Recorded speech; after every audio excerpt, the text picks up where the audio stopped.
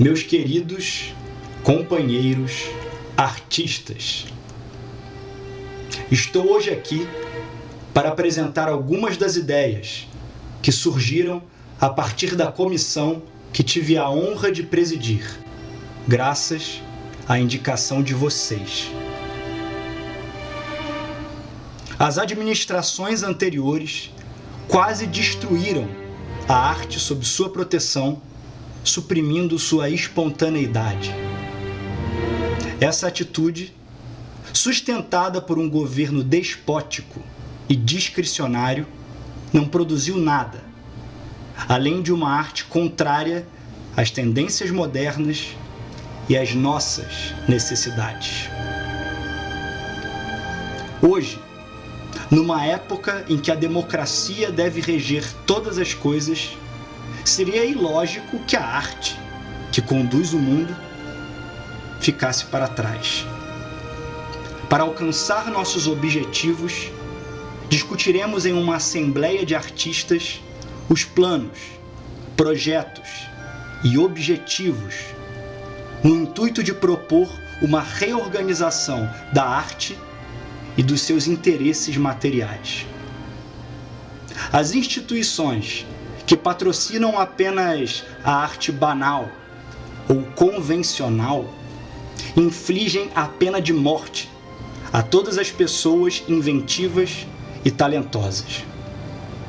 Portanto, para tomar decisões com bases racionais e adequadas aos nossos interesses comuns, abolindo privilégios e hierarquias perniciosas, é desejável que os próprios artistas definam o seu destino.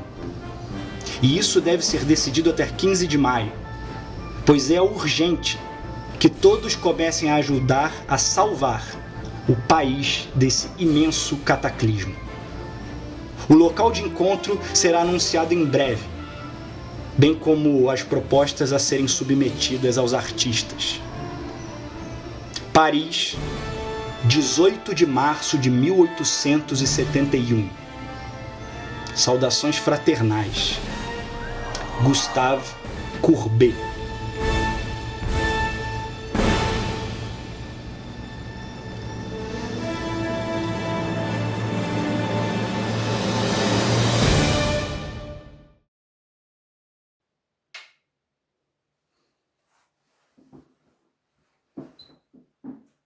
Meu amigo, é isso mesmo. Acho que é aqui, por aí mesmo. Eu estou vendo com muito bons olhos o que está acontecendo. Críticas teria, mas eu teria críticas a qualquer outro processo, no qual eu estivesse até mais comprometido do que estou nesse.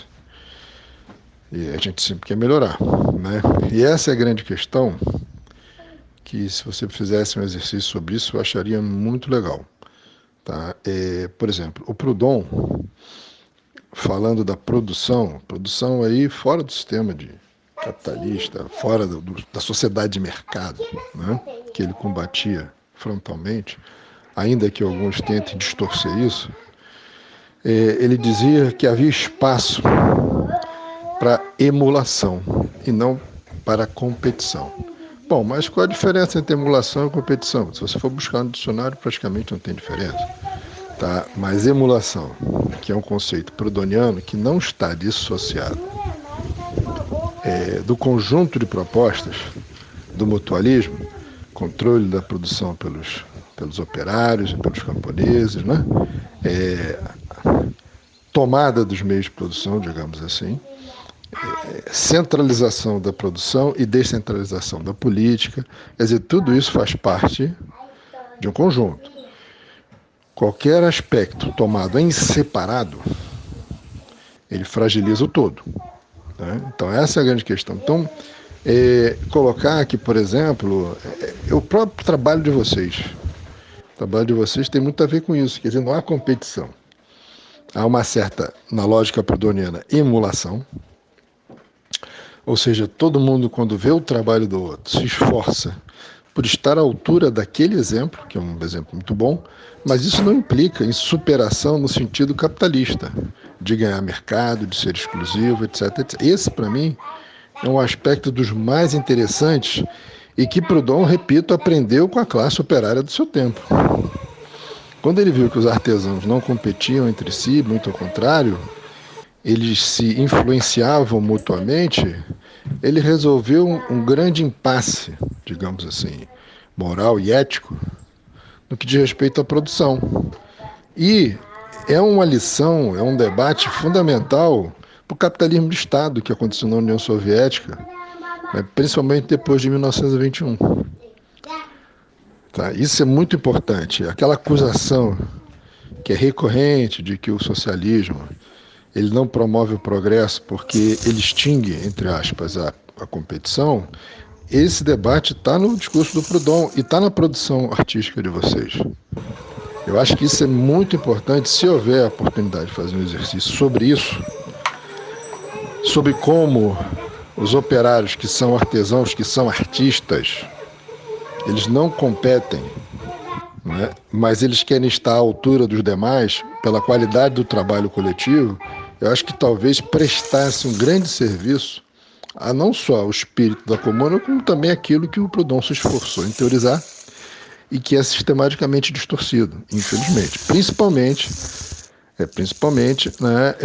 pelo campo, digamos, dessa esquerda institucional, que não tem nenhum interesse, rigorosamente nenhum, de esclarecer esses pontos.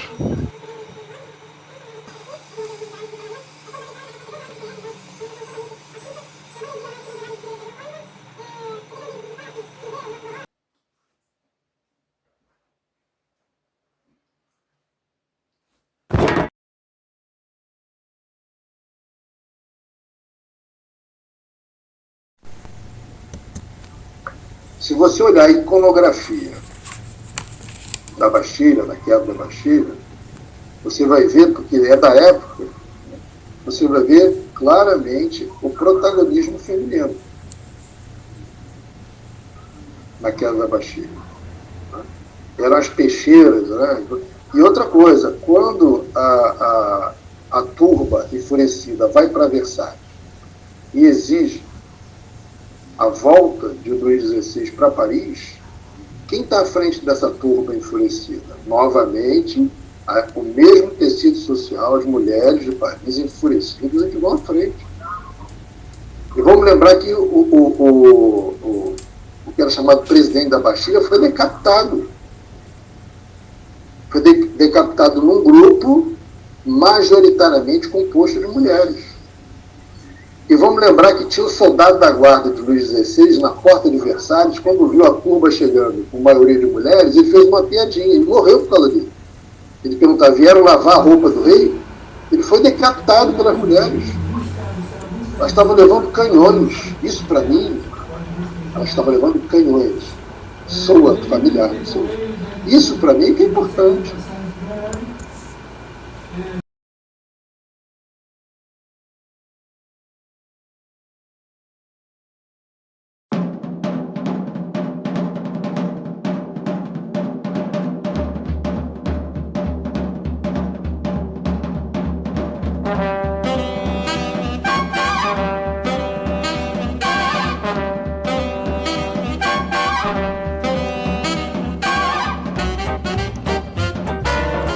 Artigo 5 dos Decretos da Comuna de Paris. Sobre os transportes, tomam-se as medidas seguintes: os bondes, os trens suburbanos e outros meios de transporte públicos são gratuitos e de livre utilização. O uso de viatura particular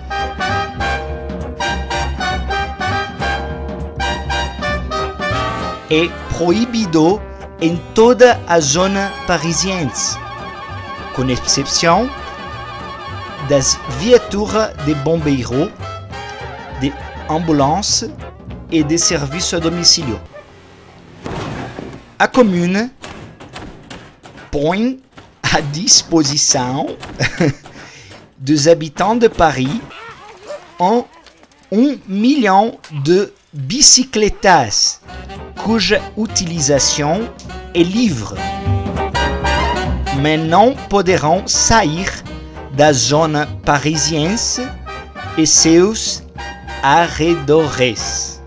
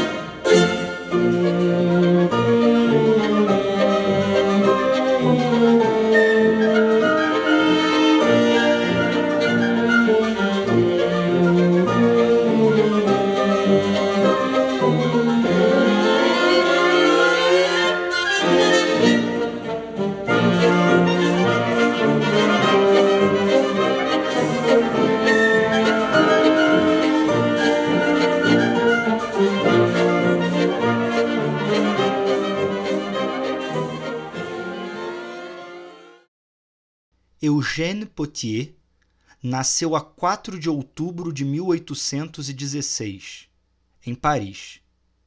Esteve presente nos diferentes acontecimentos do movimento operário europeu do século XIX e filiou-se na Primeira Internacional, ou a Associação Internacional de Trabalhadores, de 1864. Em 1871, Pottier foi eleito por unanimidade para o Conselho da Comuna de Paris. Lutou nas barricadas em defesa da Comuna. Após a derrota deste movimento revolucionário, refugiou-se na Inglaterra e depois nos Estados Unidos. Em 1880, quando o governo francês concedeu uma anistia geral, Pottier regressou a Paris. Participou na fundação do Partido Operário Francês e escreveu para o jornal O Socialista. Eugène Pottier escrevera, em junho de 1871, ou seja, pouco tempo depois da derrota da Comuna, o texto daquela que é uma das canções mais conhecidas no mundo, a Internacional. Infelizmente, morreu antes dela ser transformada em música, por Pierre de Jetez. Em 1889, foi cantada pela primeira vez no Congresso da Segunda Internacional. Os estrangeiros podem ser admitidos na Comuna?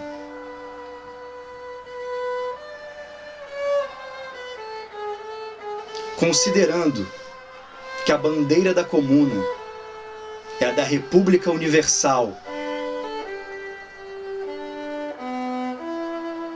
considerando que toda cidade tem o direito de dar o título de cidadão aos estrangeiros que a servem, A comissão é de opinião que os estrangeiros podem ser admitidos e nos propõe a admissão do cidadão Frankel.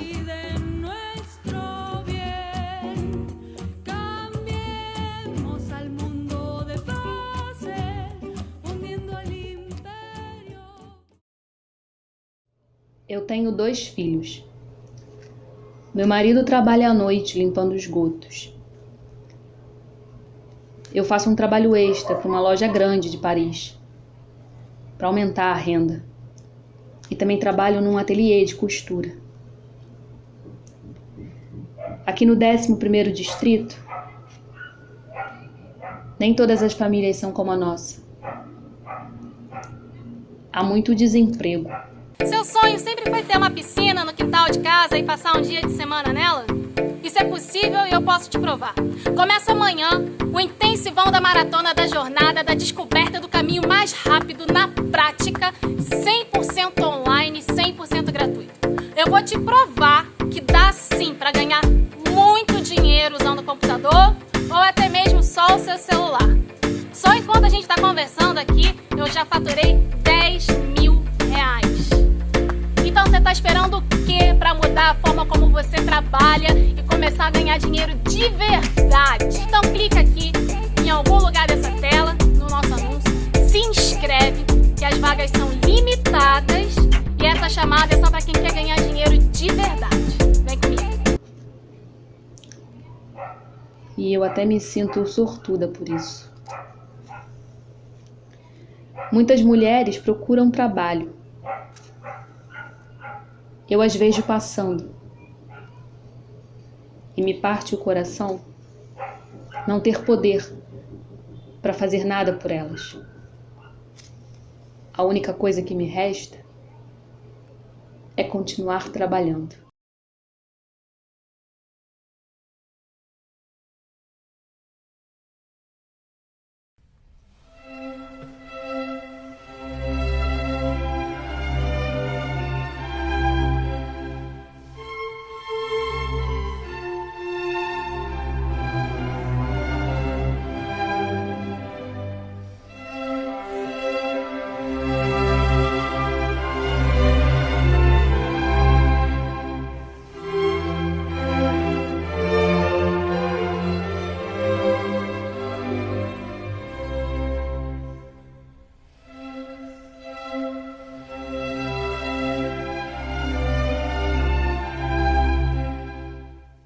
A qualidade desse trabalho está muito relacionada com a falta, né? Assim, com a restrição que a gente está vivendo, porque eu tenho a impressão de que se a gente tivesse uma puta equipe de roteiristas, né, assim, uma puta produção para poder ir a cabo e gravar, estar tudo do jeito ideal, o resultado não seria tão interessante. Estou muito a favor, por exemplo, assim, de certa radicalidade em algumas propostas. Quando eu falo de radicalidade, me provoca e me faz refletir.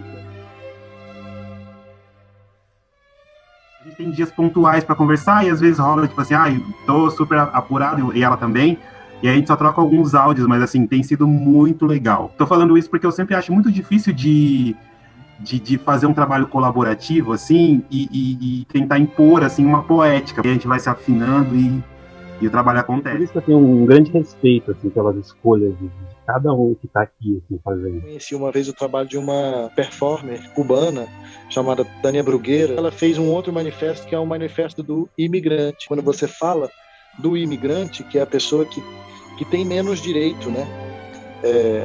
É a que está menos amparada num território de direito. E se você inclui ela, realmente a gente começa a falar sobre justiça e igualdade, né?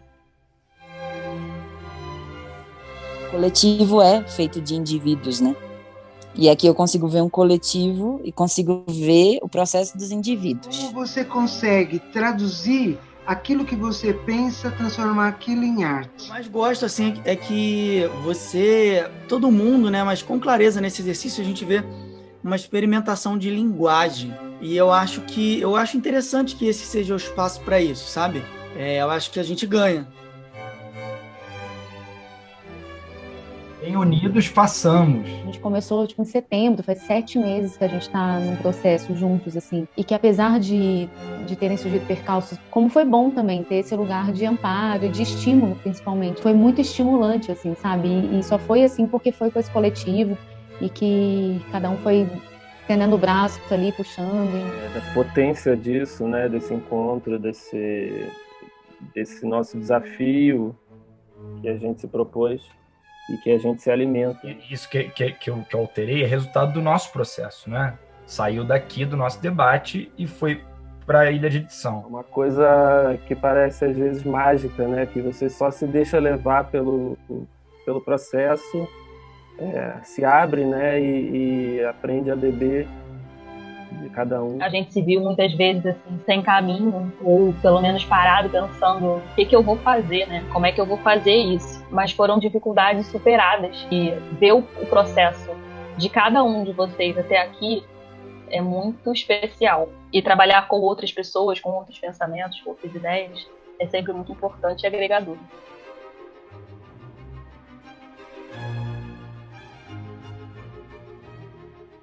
A Comuna, ela é um exemplo de autoinstituição da classe trabalhadora francesa. Os sovietes são uma experiência de autoinstituição.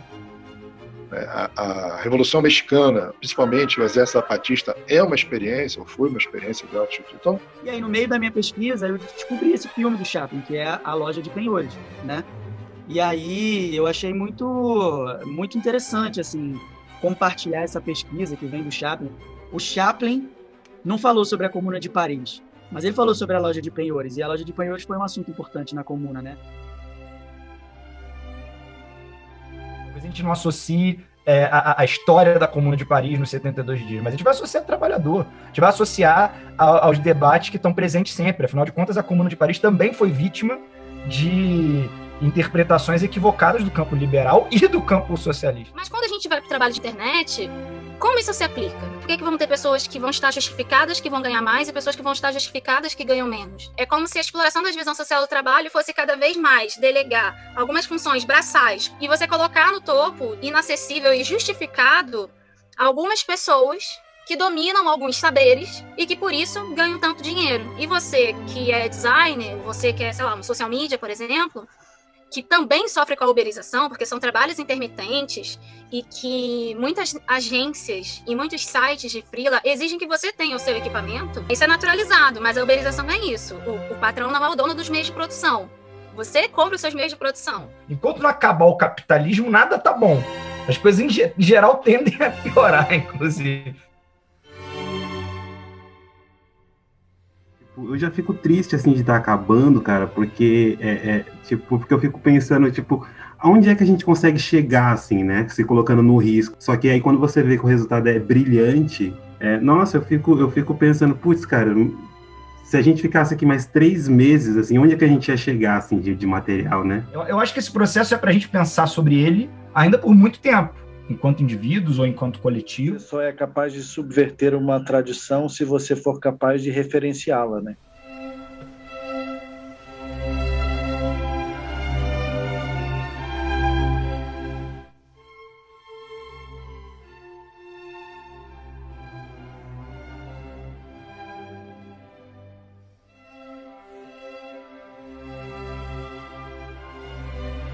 É importante, assim, desse processo que me engrandece muito, é ter pessoas incríveis, assim, muito massa, que além da gente debater a qualidade do vídeo e ver o que a gente estuda artisticamente, os debates importantes que eu aprendo sempre, sabe, com todo mundo. Essa simbiose dos exercícios entre quem está propondo e quem está co-criando, né?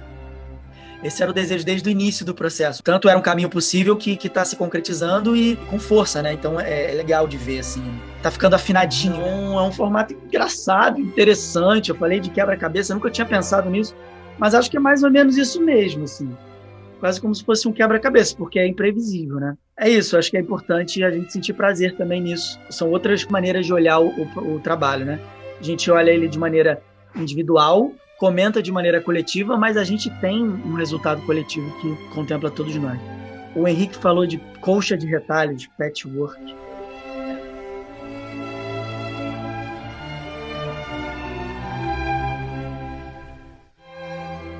tinha marcado na planilha de fazer sobre a Assembleia dos Artistas. E me caiu a ficha hoje de que a Assembleia é isso aqui.